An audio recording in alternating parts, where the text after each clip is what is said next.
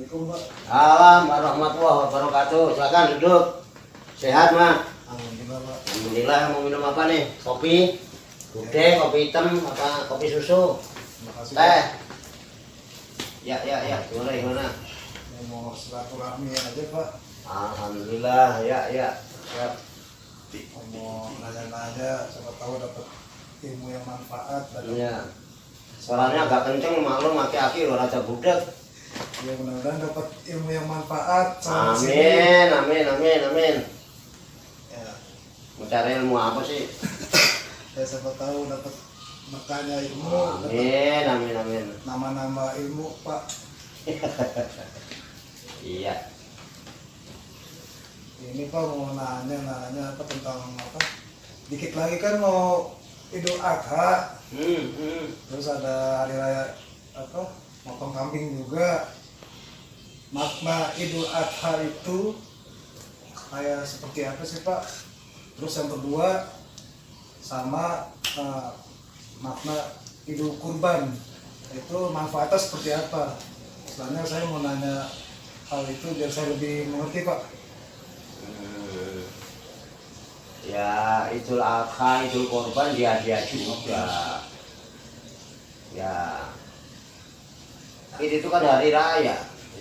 Ya hari raya Kurban, Idul Adha itu hari raya Kurban. Ada nyebut Lebaran Haji karena kebetulan pelaksanaannya di musim haji. Idul Adha itu. Ya. Kalau masalah hikmah-hikmah yang terkandung dalam Idul Adha seperti menyembelih kambing, menyembelih sapi, menyembelih unta itu kan itu ritual ya. Ritual. Artinya sesuatu yang pernah dilakukan oleh orang-orang tua kita zaman dulu. Ya tentunya berdasarkan tuntunan ya. Dia melakukannya, kemudian dilakukan secara rutin, berkala setiap tahun. Akhirnya menjadi ritual. Namanya ritualnya ya kurban gitu ya kan. Tapi kan kalau saya rasa orang sudah tahu semua itu bahwa pelaksanaan ritual kurban itu kan awalnya dari cerita mimpinya Nabi Ibrahim, ya kan? Ceritanya kan gitu dalam Al-Quran itu. Nabi Ibrahim suatu hari mimpi, kalau nggak salah tanggal 8 apa ya? 8 Zulhijjah. Mimpi disuruh menyembelih anaknya, namanya Ismail waktu itu anak satu-satunya, baru punya anak satu tuh. Bisa gede suruh nyembelih Ismail. Ya, sampai 2 kali mimpinya. Tanggal 9 mimpi lagi, suruh nyembelih lagi. Sampai dia akhirnya uzlah ke bukit ya, Jabal Rohmah namanya. Sekarang ada Padang Arafah itu. Di situ dia yakin bahwa mimpi itu bukan mimpi biasa. Mimpi itu ternyata diyakini sebagai perintah Allah. Sehingga dia laksanakan juga tuh menyembelih itu. Walaupun banyak rintangan waktu itu kan dihalang-halangi sama setan ya kan. Masa punya anak lagi pengen boleh kepengen disembelih gitu kata setannya kan. Bodoh kamu Ibrahim, anak boleh pengen lagi demen-demennya senang-senang diajak ke terus nyembelih. Gak mungkin masa Tuhan nyuruh bapak nyembelih anaknya, orang geblek apa? Itu namanya setan ya kan. Tapi justru Nabi Ibrahim itu dia orang yang taslim, Islam, tauhid. Ya bertauhid kepada Allah. Islam aslinya dia berserah diri secara kafah kepada Allah itu dalam hidupnya. Dia serahkan. Makanya ada salah satu ucapannya, ini wajahtu wajhiyya liladzi fatara samawati wal ardo hanifan musliman wa ma'ana minal musyrikin gitu ya. Sungguhnya aku hadapkan diriku, wajahku lurus-lurus ke hadirat Zat yang menciptakan langit dan bumi. Ya kan? Musliman, saya sebagai orang yang berserah diri muslim itu. Wa ma'ana minal musyrikin, dan saya tidak termasuk orang yang berani mensekutukan Allah. Nah, saking pasrahnya sama Allah, jangankan dirinya sendiri dipasrahkan, anaknya diminta sama Allah suruh sembelih diserahkan juga gitu loh.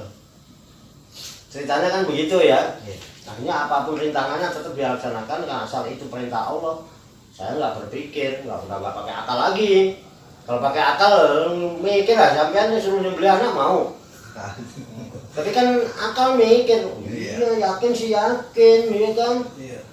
Islam lebih anak satu-satunya boleh pengen untuk disembelih. Kalau ada akal, mana akalnya iblis sebetulnya.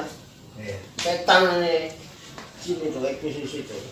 Jadi asal udah mulai pakai akal, apa-apa yang bakal gagal. Gitu. Coba kalau secara akal ya nggak jalan, tapi kan mau dia pasrah, dia serahkan lah, semua ilmunya diserahkan, hawa nafsunya diserahkan, hatinya diserahkan kepada Allah secara total, pelak dia laksanakan, enak nggak enak ini perintah Allah dilaksanakan. Dan Ismail yang disembelih waktu itu. Nah, justru dari dampak orang yang benar-benar berserah diri kepada Allah secara total, itu Allah memberikan penghargaan yang luar biasa, memberikan anugerah. Akhirnya dikirimlah kambing domba besar. Ismail nggak bisa disembelih, akhirnya disembelih domba sebetulnya. Itu riwayatnya yang sekarang dijadikan ritual Idul Kurban atau Idul Adha. Ada sholatnya 2 rakaat Idul Adha. Nah, itu pelaksanaannya kan di tanggal 10 Zulhijjah sholatnya ya kan. Kurbannya bisa dilaksanakan sampai 3 hari tasyrik, 11, 12, 13 masih boleh menyembelih itu. Dan intinya apa ya? Ya sedekah itu. Mana perintahnya setelah menyembelih itu fakulu minha wa atimul baisal fakir. Makan kamu sebagian dari hewan yang kamu kurban yang kau sembelih, dan selebihnya berikan makan kepada orang-orang fakir lagi miskin. Sedekah sebetulnya nilainya. Dan hukumnya sunnah bukan wajib. Sunnah, tapi sunnah muakkadah, sunnah yang dikuatkan. Kalau mampu ya sebaiknya korban, artinya mengorbankan. Korban itu sendiri berasal dari kata koroba, dekat. Itu kata kerjanya dekat, telah dekat, akan mendekat. Jadi orang korban itu dalam rangka mendekatkan diri kepada Allah mestinya. Itu jadi karena ketakwaan, mendekatkan diri kepada ketakwaan, bukan karena untuk apa ya, overacting, main gede-gedean korban misalnya, main bangga-banggaan. Enggak, bukan kebanggaan. Justru korban itu salah satu bentuk takarub kita kepada Allah, sehingga kita menjadi orang yang takwa, dan ketakwaannya hanya itu yang diharap, yang diminta Allah, bukan dagingnya, bukan darahnya. Makanya di Quran itu ada firman Allah, la yanalallaha luhumuha wala dima'uha walaki yanaluhu taqwa minkum.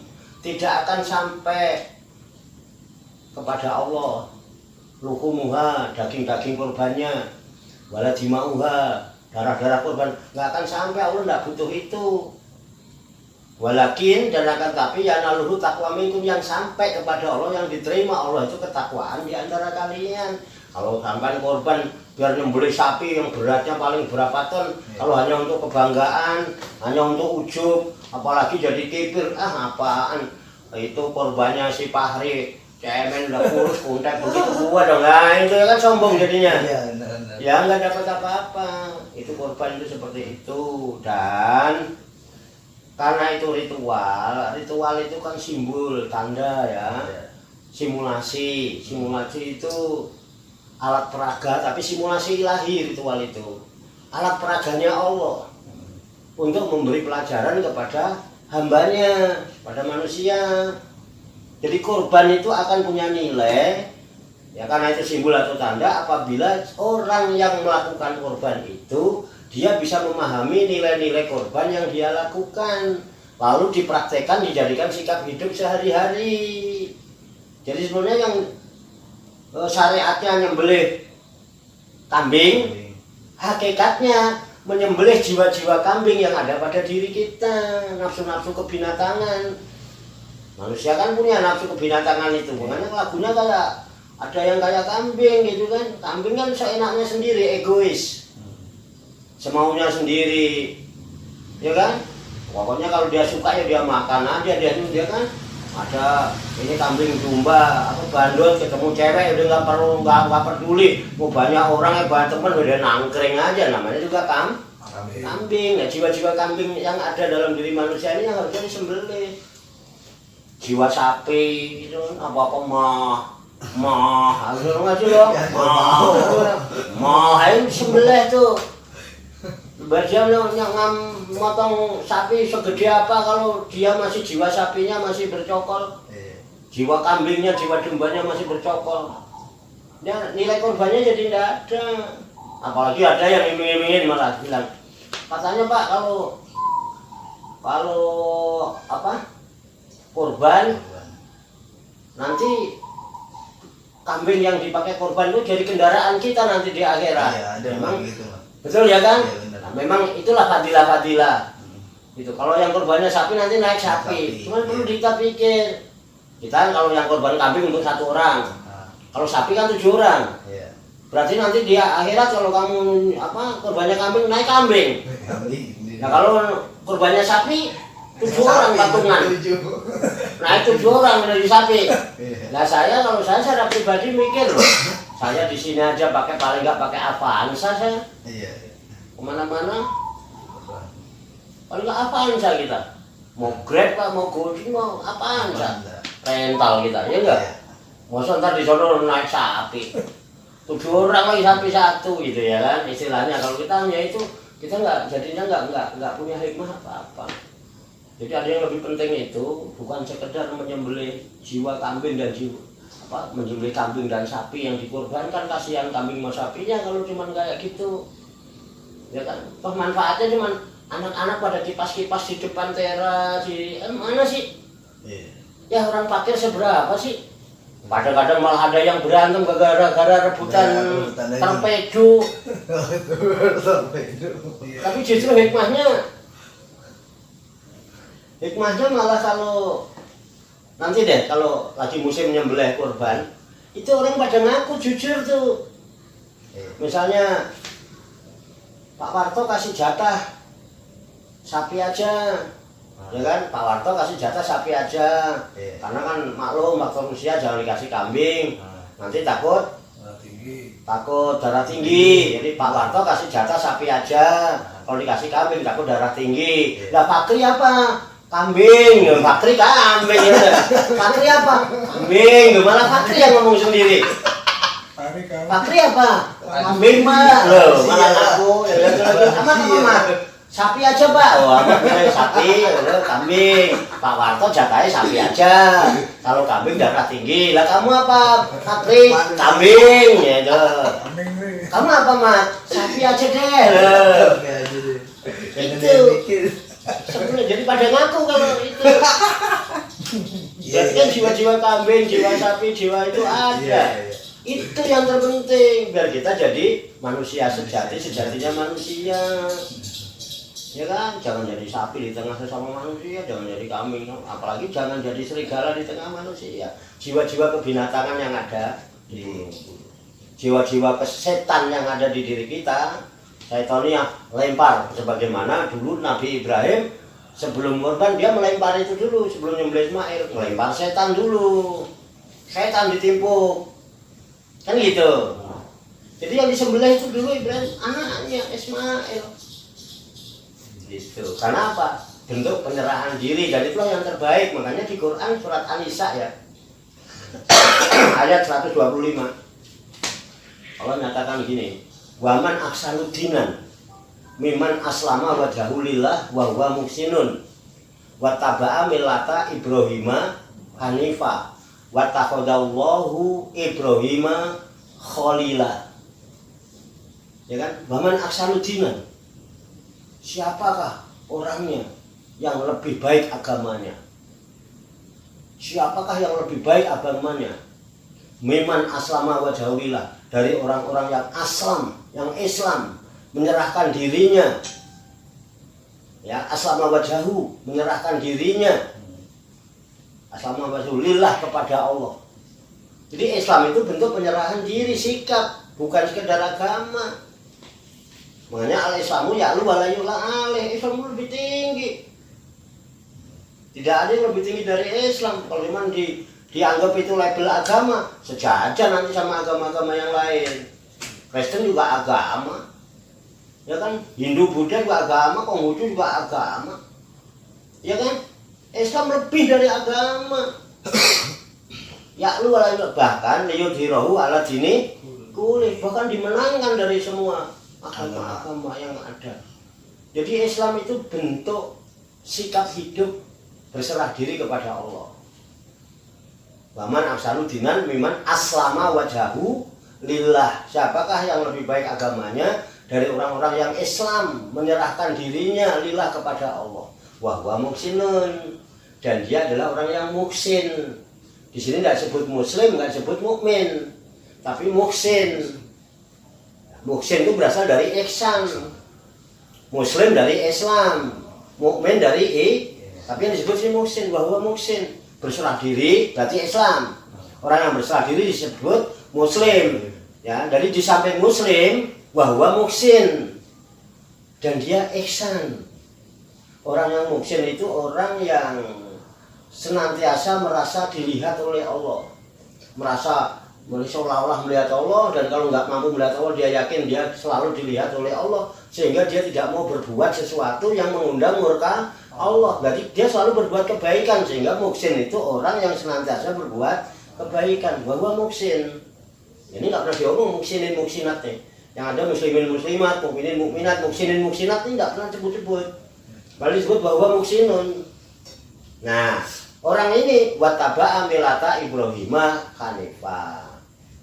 Itu, dan dia mengikuti milah sikap hidup Nabi Ibrahim. Ya, hanifan yang lurus, yang condong kepada dinul Islam, dinul tauhid. Itu ya milata Ibrahim hanifah. Dan nah, wa takhadallahu Ibrahim khalilah, dan Allah telah menjadikan Nabi Ibrahim sebagai kekasih. Jadi kalau kita kurban itu ngikutin Nabi Ibrahim, mengamalkan ritual yang asalnya mimpinya Nabi Ibrahim. Tujuannya apa? Mudah-mudahan kita ngalah barokahnya bisa menjadi orang yang dikasihi oleh Tuhan, sebagaimana Nabi Ibrahim wa takhadallahu Ibrahim khalilah, dan Allah jadikan Ibrahim sebagai kekasihnya. Itu lah kita umat Nabi Muhammad, justru Nabi Muhammad suruh ngikutin milah Ibrahim. Di surat An-Nahl, summa auhayna ilaika anitabi milata Ibrahim hanifah wa ma kana minal musyrikin. Summa auhayna, kemudian aku wahyukan ilaika kepadamu Muhammad anitabi milata Ibrahim hanifah, agar kamu mengikuti milahnya Ibrahim yang hanif. Itu wa makana minal musyrikin, dan Ibrahim tidak termasuk orang yang mensekutukan Tuhan. Berarti Ibrahim pembawa agama Islam, agama dinul Islam, dinul tauhid. Itu dari Ibrahim. Jadi Islam itu sudah ada sejak sebelum Nabi Muhammad lahir. Islam sudah ada, zaman Ibrahim nggak ada Islam. Itu. Nah, Nabi Muhammad sekarang diperintah oleh Allah untuk apa? Innama bu'istu liutamima makarimal akhlak. Sesungguhnya aku diutus oleh Allah untuk menyempurnakan akhlak yang sekarang ini adalah dalam wujudnya Islam yang dibawa Rasulullah adalah susila. Akhlak orang yang tidak berakhlak berarti orang yang tidak bersusila. Tidak bersusila itu namanya apa? Tuna susila. Kalau perempuan namanya WTS. Wanita tuna susila. Kalau laki-laki namanya PTS. Pria tuna susila. Jadi supaya kita bersusila. Berakhlakul karimah, itu hikmah daripada Idul Kurban sebetulnya.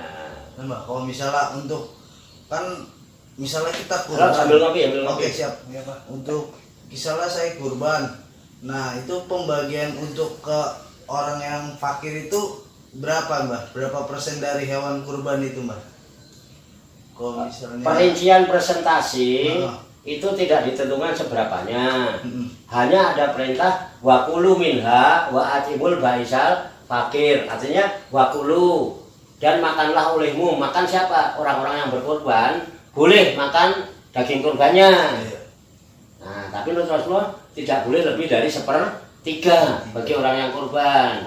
Misalnya saya kurban kambing nih, saya boleh ikut makan kambing yang saya kurban, tapi tidak boleh lebih 1/3. Makanya kadang-kadang panitia ngasih paha, gitu, ya kan?